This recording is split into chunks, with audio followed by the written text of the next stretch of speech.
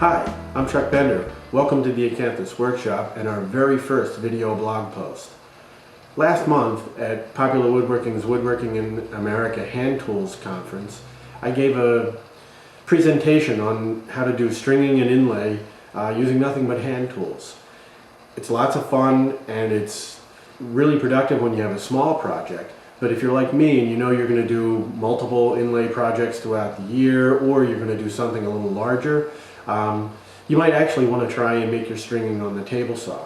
I described this at the conference to the people who attended, but without a table saw there, it was kind of difficult for them to grasp the complete concept. So what I'd like to demonstrate to you today is that exact technique on the table saw. So let's head into the table saw and get started. Well, here we are at the table saw, and before we proceed, I'd like to take a few seconds and discuss table saw safety. It's always really important to read and fully understand the manuals and safety instructions that come with your table saw. The most important safety rule is to wear these safety glasses. Now, before we start to cut up our material to make it into the stringing blanks, I'd like to talk a little bit more about the physical aspects of the table saw. You can see I'm using a stationary cabinet saw, but you can make stringing on a contractor saw or a benchtop table saw. It really doesn't matter. What's going to change is whether or not you can create a zero clearance throat plate for your saw. If you can't, I'm going to show you right now how to make an auxiliary table that will do the exact same thing. So let's get to it. Before we jump into showing you how to make the auxiliary table for your table saw, I just wanted to show you real quick my zero clearance throat plate. This is just a piece of maple that I had lying around the shop, just a scrap. I milled it down to the proper thickness so that it fit into my opening flush with the table saw surface. Dropped my blade down below, and the blade I'm using is just a thin kerf Diablo blade made by Freud. You can pick them up at your local big box store. They're fairly reasonable. This one happens to be, even though this is a 10-inch table saw, I'm using a 7 1/4 inch blade, 40-tooth blade. So that way I get a nice thin kerf. I'm wasting very little material and I'm still getting a really smooth surface. So I drop that down below the surface of the blade, put my zero clearance throat plate blank into my saw. I then clamp a board across the surface and hold it down to the table saw, turn on the blade and raise it up in until it pierces the throat plate. What this does is this leaves us with little or no space in between the saw blade and the edge of the throat plate, so that when we're sawing out, say 30-second by 30-second strings, they don't get caught, drop down in between and snap off. We actually come away with usable material. If I didn't have the ability to change my throat plate, or if I was just doing a real quick change, this throat plate happens to be made for this particular blade. Say I didn't have time to change the blade, I just needed to do something really quick. I couldn't change something for some reason. I wanted to use a different blade, a plywood blade or something of that sort. What I could do is I could actually make an auxiliary table that gives us the same zero clearance that we need to make this happen. The first thing we're going to do is we're going to set our fence right over to the size stringing we're going to make. And what we're going to make today is just 1/16 inch by 1/16 inch strings. So I get my table saw set. Yeah, there you go. Okay, so I've got it set at 1/16. I then drop my blade down. Again, sort of envision this as being a regular throat plate on a table saw. I drop it down below the surface, my blade, and then what I do is I clamp just a piece of plywood in place, and then I'll make sure it's firmly attached to the table saw surface, turn the table saw on, run it up through. I now have a zero clearance entire table that is set 1/16 of an inch from my saw blade. I can stand there and run stringing all day. The only thing this does is it limits your depth of cut. So if you're using a smaller blade like I have in my table saw, you may not be able to make as wide blanks to cut your strings. So let's get on with cutting up the string blanks. You can see I have a piece of 8/4 maple here that I'm going to turn into stringing blanks. What we're going to try and do is slice these off at about 2 inches wide by 1/16 of an inch thick. And I have my saw set up. Again, you can use the auxiliary table method or the zero clearance throat plate method. Either one will work. You can also use 4/4, 6/4, any size material you want to make your strings. Since I'm using the 8/4, what I'm going to do is I'm going to set my saw blade up so that I'm just a little over half the thickness of my material.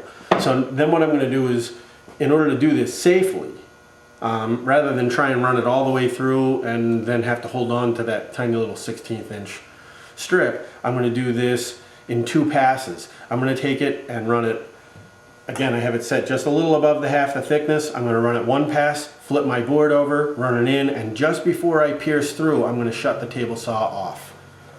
Let me demonstrate.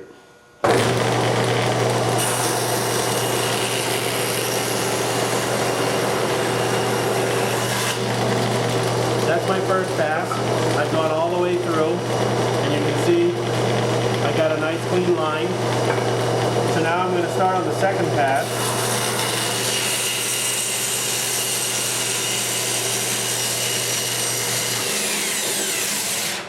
And now I stop it right before I pierce the other side, and what I've got is a nice long piece of stringing blank that didn't come flying out of my table saw, no kickbacks, you know, no little children wearing my stringing blanks as decoration.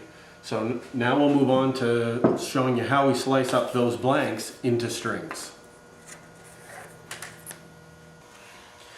Now that I have my blanks sawn up, it's time to turn them into 1/16 by 1/16 inch strings. And again, it doesn't matter whether you're making 16th by 16th or 16th by an eighth or 32nd by 32nd. You know, we always start out with a larger blank and then saw it into the smaller strings that we need. The one thing we need to consider, I mean, we can just slice these off. We're not going to have the stringing dropping down through the throat plate, but the back side of the saw is going to sort of catch and grab that string and lift it out up and possibly shatter it. So in order to keep things down against the table and tight up against the rip fence, I'm going to leave my saw setting here at my rip fence at 1/16 because I'm making 16th by 16th strings. In order to hold everything down, what I did was I created just a simple D block. Just a scrap piece of wood out of my shop. I round the one side over, and what I'm going to do is drop my saw blade down below the surface. And I'm going to take my blank, put it right up against my rip fence, drop my D block right down there on top of it. I'm not putting a lot of pressure on there because what I want is for my blank to move freely underneath the D block, but not be able to lift up off the table. So I've got that clamped on there. I can move it freely. I put my block directly over where the saw blade is going to pierce the surface of my table. Now what I do is I turn on my table saw and I raise it up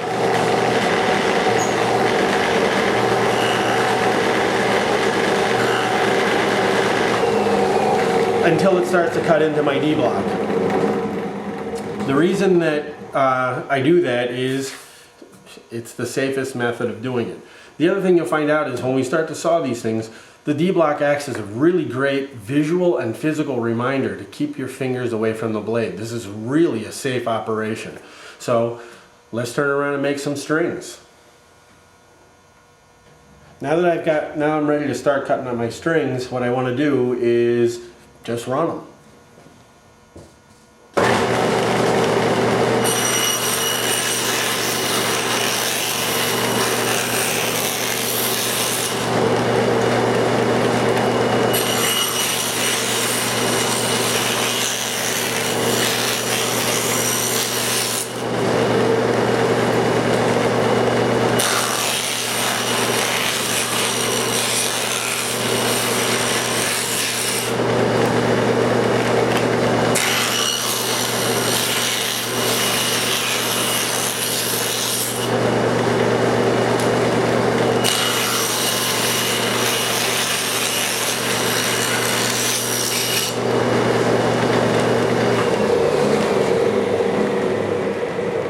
You can see in just a few seconds, I get really accurate and lots of string material sawn up, and I still have plenty to go. I can keep cutting up blanks all day. You know, in about 20 minutes I can make more stringing than most people are going to use in about a year. Well, there you have it. You've just seen the most productive and accurate way that I've come up with for making stringing in the shop. You can see in a very short period of time you can make a lot of stringing. If you have any questions about this technique or any other techniques regarding woodworking, please post them in the comment section. We'll jump right on them, either answer them through the comments, or we might even trek into the shop and make a little video for you so that you can understand exactly how to do what it is you want to know how to do. So until next time, see you in the shop.